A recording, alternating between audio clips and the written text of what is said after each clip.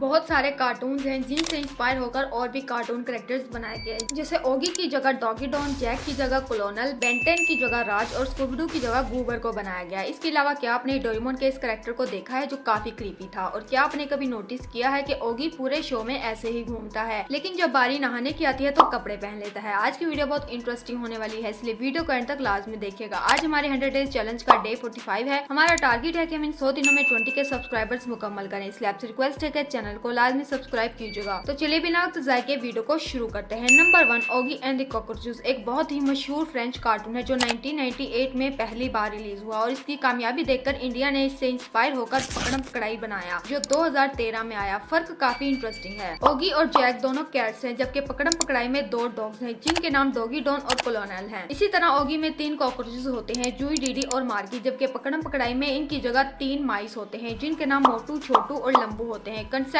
तकरीबन सेम है, चाओल, चैजिंग और कॉमेडी, लेकिन कैरेक्टर्स को इंडियन ऑडियंस के मुताबिक चेंज किया गया। Number 2, Scooby-Doo where are you 1969 में आया और इतना हिट हुआ कि उसी कंपनी हैना बारबेरा ने इस जैसे कई शोज बनाने शुरू कर दिए। सबसे पहले गूबर एंड द घोस्ट चेजर्स आया जो 1973 में रिलीज हुआ और स्कूबी जैसे टॉकिंग डॉग कंसेप्ट पर था। इसके बाद juicy and the pussy cats आया जो 1970 में रिलीज हुआ, जिसमें स्कूबी की जगह एक कैट थी और मिस्ट्री सॉल्विंग थीम भी सिमिलर थी। लेकिन ये शो स्कूबी जैसा मैजिक क्रिएट नहीं कर सके और फ्लॉप हो गए क्योंकि ऑडियंस ओरिजिनल गैंग को ही ज्यादा पसंद करती थी। नंबर 3, निंजा हथौड़ी में हथौड़ी का पेट एक छोटा सा निंजा डॉग है जिसका नाम शिशिमारू है। ये बहुत फनी और लॉयल कैरेक्टर है जो अक्सर खाने का शौकीन होता है और कभी कभी प्रॉब्लम्स भी क्रिएट कर देता है। शिशिमारू फायर अटैक्स भी कर सकता है और निंजा टेक्निक्स यूज करता है। इसका डिजाइन जापानीज डॉग ब्रीड चाओ चाओ से इंस्पायर है जो जापान में काफी फेमस और क्यूट मानी जाती है। नंबर 4, डोरेमोन में तोरिहो एक मिस्टीरियस कैरेक्टर है जो ज्यादातर फैंस को कंफ्यूज करता है। ये कैरेक्टर मुख्तलिफ रूप बदलता है, कभी बर्ड, कभी रोबोट और कभी एक ओल्ड मैन के रूप में नजर आता है। इसका अपीयरेंस काफी क्रीपी है, लंबी नाक, बड़ी सफेद आंखें और सर पर हैट। ये खासतौर पर डोरेमोन की movie Nobita and the birth of Japan में दिखाया गया था, जहां इसकी मिस्ट्री ने फैंस को शॉक कर दिया क्योंकि ये क्लियर नहीं होता कि वो फ्रेंड है या दुश्मन। नंबर 5, बेंटेन 2005 में आया जबकि माय नेम इज राज 2013 में रिलीज हुआ, जिससे क्लियर साबित होता है कि ये बेंटेन से इंस्पायर है। बेंटेन के पास ओमनीट्रिक्स वॉच होती है जबकि राज के पास एक मैजिक बेल्ट होती है। बेंटेन शुरू में 10 एलियंस में ट्रांसफॉर्म हो सकता था जबकि राज को शुरू में 5 अवतार्स मिले थे। दोनों में एक कॉमन बात यह है कि ट्रांसफॉर्मेशन एक लिमिटेड टाइम के लिए होता है, जिससे सस्पेंस और एक्साइटमेंट बढ़ती है। नंबर 6, ओगी अक्सर कॉकरोचेस को पकड़ लेता है, उन्हें ट्रैप भी कर लेता है और कभी कभी तो इतना क्लोज आ जाता है कि लगता है कि अब उन्हें खत्म कर देगा, लेकिन वो ऐसा कभी नहीं करता। इसकी सबसे बड़ी वजह यह है कि ये कार्टून स्लैपस्टिक कॉमेडी और एंडलेस चैज कंसेप्ट पर बेस्ड है। अगर ओगी कॉकरोचेस को मार दे तो पूरी कहानी वही खत्म हो जाएगी क्योंकि शो का मेन फन ही ओगी और कॉकरोचेस के दरमियान चैज, रिवेंज और फनी टॉर्चर है। दूसरी बात ये भी है कि कार्टून क्रिएटर्स चाहते हैं कि कैरेक्टर्स रिपीट होते रहे ताकि हर एपिसोड में नई फनी सिचुएशन बन सके। नंबर 7, ओगी के बारे में एक फनी ऑब्जर्वेशन ये है कि वो अक्सर पूरे कार्टून में विदाउट प्रॉपर क्लॉथ्स नजर आता है, लेकिन जैसे ही बाथिंग का सीन आता है तो सडनली टॉवल या कुछ कवर पहन लेता है। ये कार्टून लॉजिक काफी अजीब लेकिन फनी लगता है। असल में एनिमेटर्स कैरेक्टर्स को सिंपल और रिकॉग्नाइजेबल रखना चाहते हैं, इसलिए उन्हें मिनिमल डिजाइन में दिखाते हैं, लेकिन जब बाथिंग जैसे सीन्स आते हैं तो थोड़ी मॉडेस्टी ऐड कर दी जाती है ताकि सीन ज्यादा ह्यूमरस और रिलेटेबल लगे। यही अनएक्सपेक्टेड चेंज व्यूअर्स को हंसी दिलाता है क्योंकि आम हालात में वो बगैर कपड़ों के ठीक लगता है, लेकिन नहाते वक्त कवर जरूरी हो जाता है। नंबर 8, श्रेक की फैमिली काफी इंटरेस्टिंग और यूनिक है। श्रेक खुद एक ऑगरी है और इसकी वाइफ प्रिंसेस फियोना है जो पहले ह्यूमन प्रिंसेस थी लेकिन बाद में ऑगरी बन जाती हैं। फियोना के पेरेंट्स किंग हैरोल्ड और क्वीन लिलियन हैं जो फार फार अवे किंगडम के रूलर थे। श्रेक के बेस्ट फ्रेंड्स में डोंकी और पुस इन बूट्स शामिल है जो हर मुश्किल में उसके साथ खड़े रहते हैं। श्रेक और फियोना के 3 बच्चे ट्रिपलेट्स जिनके नाम